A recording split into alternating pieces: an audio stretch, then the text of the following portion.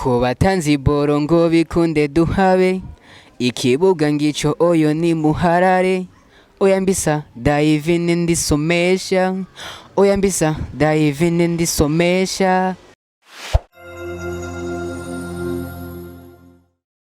Kaze bakunzi ba K90 TV, kaze mu biganiro byacu, mu biganiro cy'uno munsi.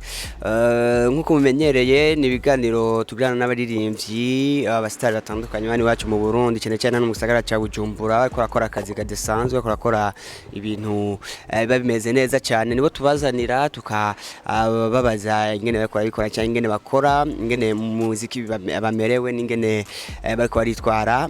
Nuko rero kuno munsi dufite umuririmvyi akiri muto cyane, ariko araza neza cyane hano iwacu mu Burundi mu muziki, ni Divin. Nivyo? Yeah man, Divin Wizi. Yeah, Divin Wizi. So bro, kweli ki Divin Wizi iryo jambo risigura iki iryo zina?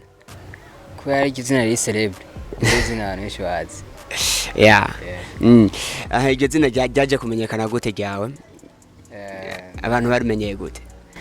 Barimenye kuri basket, nawe nja guhaba nkina basket nyene ibyo by'abandi. Yeah. Rero baca kwa nitwa Divin, izina ry'ukuri. Abantu nyene babajama nyene baba gangster nyene twa turi kumwe, baca bashagira ngo birohereze cyane twa Divin. Yeah. Babazi baramagara Divin, cindarifata ko nyene cinashaka muri music. Yeah. Wizi rishariza?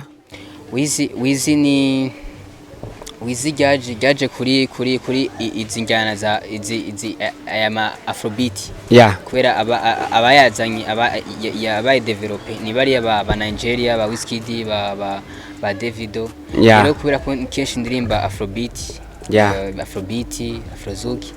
Cyamvuga ati reka nshire ko akayi. Yeah.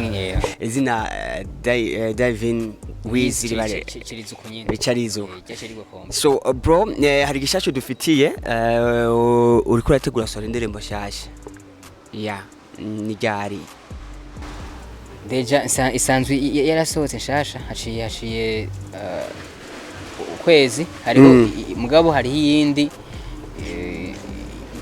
isa nyasohotse. Yasohoka neza ngo yasohoka. Yeah. Kumaragira vutswe. So twumvishe indirimbo ni wewe uheruka gusohora, ducishizeho gato. Ni wewe? Sinigeze mvuga yuko nagukunda, ndagukunda ndazi yuko rikuryohera, dutambuka bahindukira kuturaba, inambuko kuyindi bakange misaya, oya nukuri jewe ndagukunda, kugusiga vyo ntera agahinda, mubari kwisi nawo mbona gusubirira, ni wowe. Yeah. Ni wowe.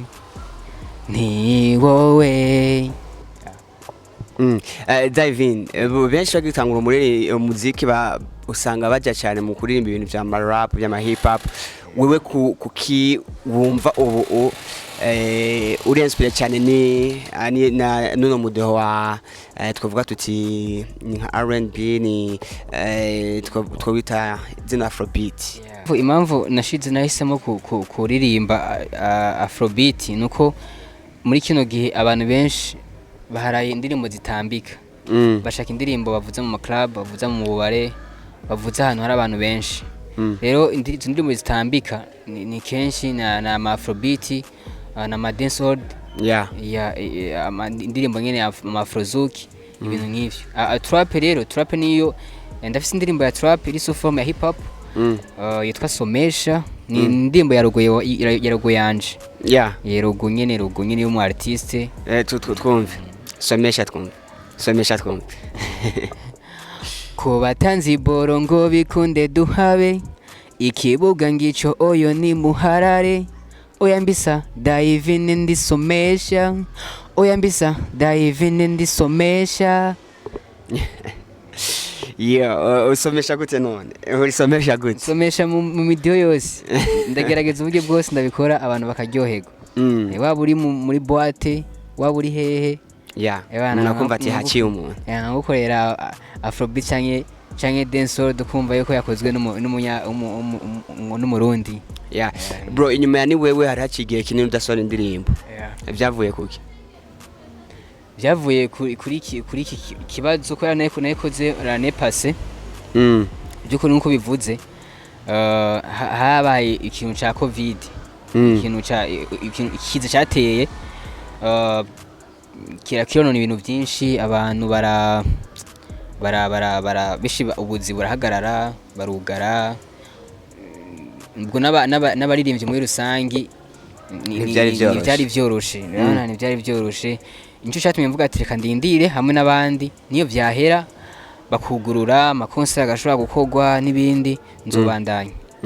Urameze nk'ucika intege ko yakino kiza canke kwari kugira ati reka mbe ndarindira ntekane?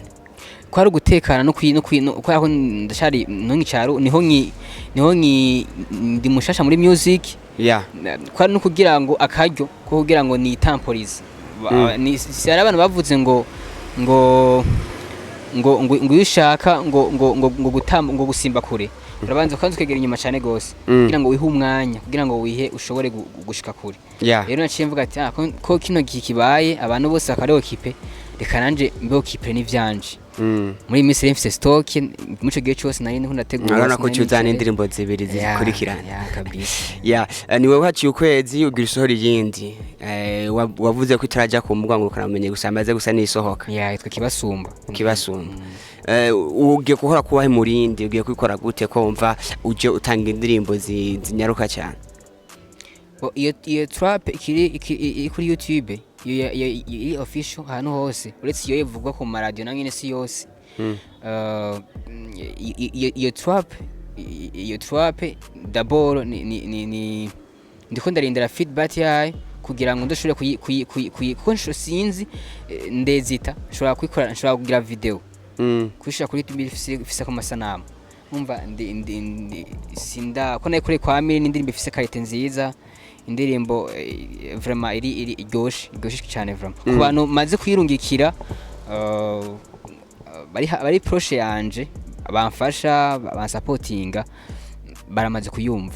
Ni indirimbo ikozwe muri Afrozouk muri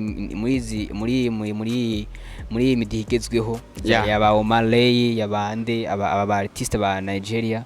Ni beat ikomeye cyane gose uburyo ndiko ndiyumvira yuko no si Imana ifashije ndashaka gukora video. Mbe muri zo zindi maze gusohora hari zifise video? Ni wewe irafise video lyrics.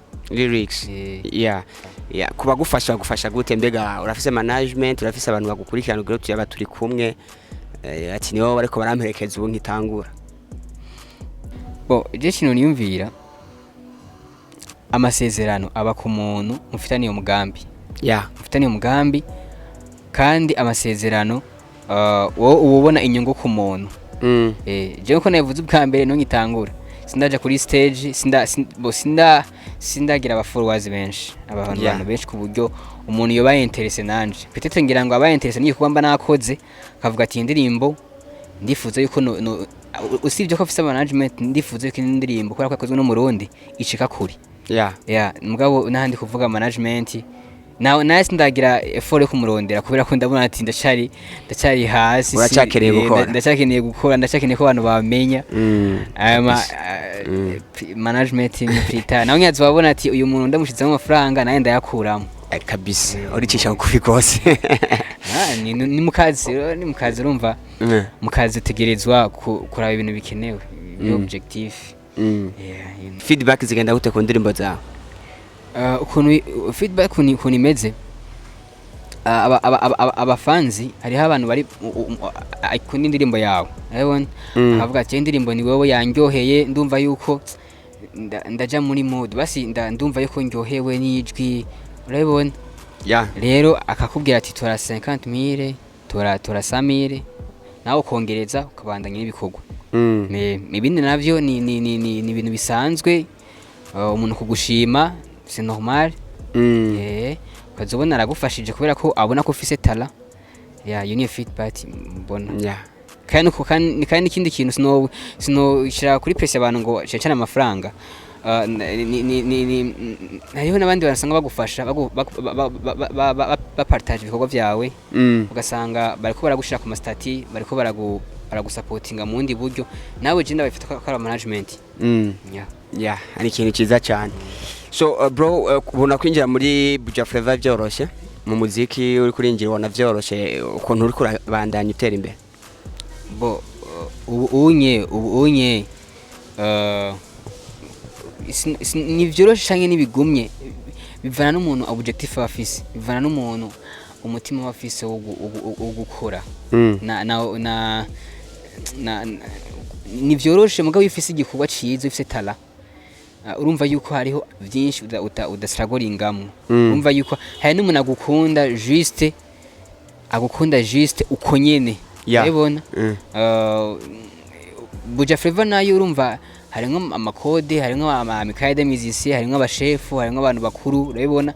Harimwo abantu usanga baragutangura bafise carrière nini, bafise etape nini gose. Bo kutoroha witegeza kutoroha. Ni byoroshe mugabo nyene urapambana nyene. Nka uri kurapambana nawe urabona ko uzo kwiha ibanza ukwiriye. Ndiko ndapambana kandi j'espère que bizogenda neza.